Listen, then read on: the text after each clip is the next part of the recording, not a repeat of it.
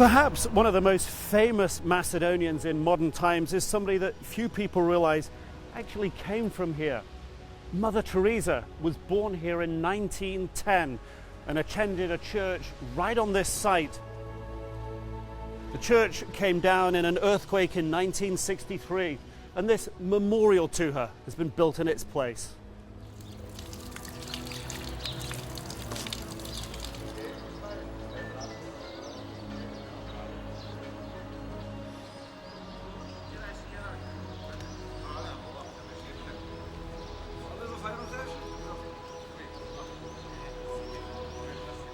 Inside, there's a museum dedicated to telling Mother Teresa's life. This picture here, Skopje in 1910, when she would have lived here.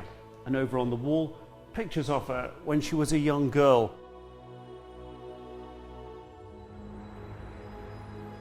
This one is Mother Teresa's mother. Mother, yes, Drana. Her name is Drana. This is her father, Nicola. And they had 3 children. The youngest one was Mother Teresa, or birth name Gonja, Agnes, Gonja Boyajiu. They were coming from a very wealthy family. She was from a wealthy family? Yes, her father was a trader. She's coming from a family of jewelers. So a jeweler and a trader. Yeah. And this would have been Skopje back then? Yes, so this is a view from the old bazaar. And it really hasn't changed too much. No, it's not changed at all. Normally when we think of Mother Teresa, we think of her as a very old lady. Yeah, very old. But here we're seeing somebody who's very, very beautiful. Very beautiful, yeah. These are pictures taken right before she left at the age of 18. At the age of 12, she got her first call of God here.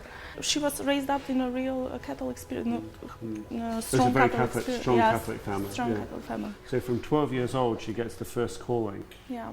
And here she is here, as everyone knows her. Yeah, as everyone knows her, with her sari, yes. So she leaves here, she's a Catholic, she goes to Ireland, becomes a nun. Yes. And then begins her teaching in Calcutta, yeah. And after, when she saw the poverty that surrounded her outside of the walls of the convent, she was very disturbed, and then she decided she wants to leave the convent and start the order of her Even own. coming from Skopje at the beginning of the 20th century, it's a very simple life in Skopje then, but even she is struck by what she sees in Calcutta.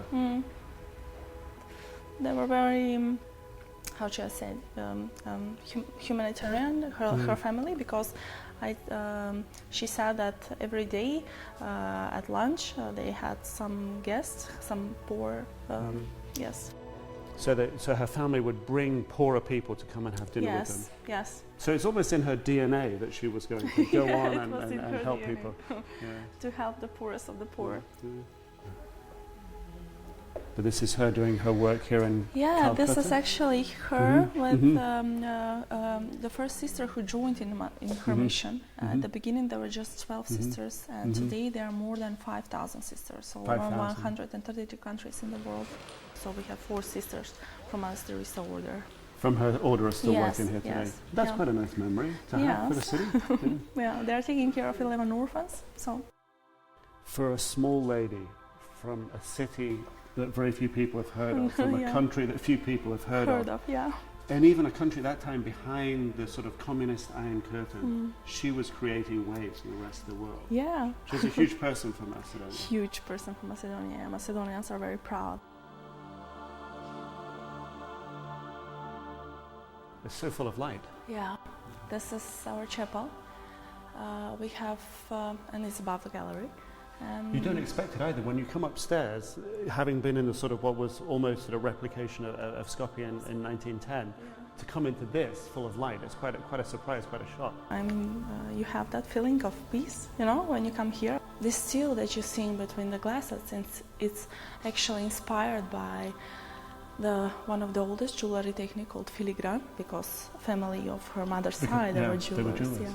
And if you concentrate and you see more deeply, you can see shapes of doves and fishes, which dove is the symbol of Holy Spirit, and fish and the symbol of Jesus Christ. A quick flick through the visitor's book shows the breadth of appeal of Mother Teresa. It's signed in so many different languages. Here from South Korea, hearts on many of the pages. And this letter, quite interesting, shows the legacy Mother Teresa left behind. It's one of my dreams to visit Skopje. I love Mother Teresa. and I hope to live like you did. Nic Robertson, CNN, Skopje, Macedonia.